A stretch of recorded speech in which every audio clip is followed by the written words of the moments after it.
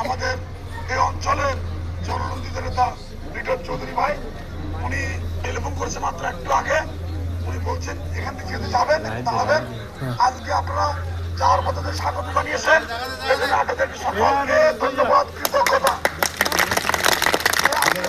ব্যবসায়ী সহ এই অঞ্চলের সকল মানুষকে ধন্যবাদ, কৃতজ্ঞতা। ইনশাআল্লাহ আপনারা আগামী 9 তারিখে সর্বশেষ প্রচারণার দিন আপনারা প্রতিটা ওয়ার্ড থেকে গণ মিছিল নিয়ে এবারে এখানে হেডকোয়ার্টারে গণ মিছিল সর্বশেষ মিছিল করে দেখাই দিবেন যে আব্দুল মিরাজ বিএনপির ঘাঁটি। এরপরে মাত্র এক সপ্তাহ পরে আজ 12 তারিখ, যে 12 তারিখে নির্বাচন।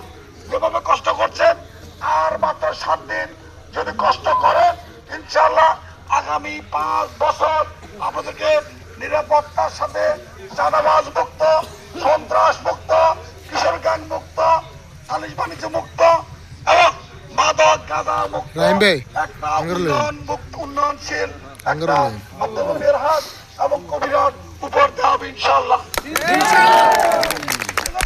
আপনাদেরকে 12 তারিখ পর্যন্ত এভাবে আরো তীব্র গতিতে কষ্ট করে বোঝানোর জন্য আবেদন করছি।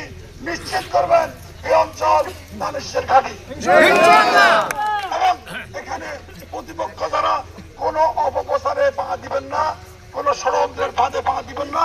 তারা চাইবে উস্কানোর জন্য, কোনো উস্কানিতে পা না দিয়ে আমাদের বিজয় নিশ্চিত করা পর্যন্ত চরম ধৈর্যের পরিচয় দেবেন ইনশাআল্লাহ আশা করছি। আজকে সারাদিন মাঠে থাকার কারণে গলার অবস্থা বুঝতে পারছেন, কথা বলা মুশকিল হয়ে গেছে।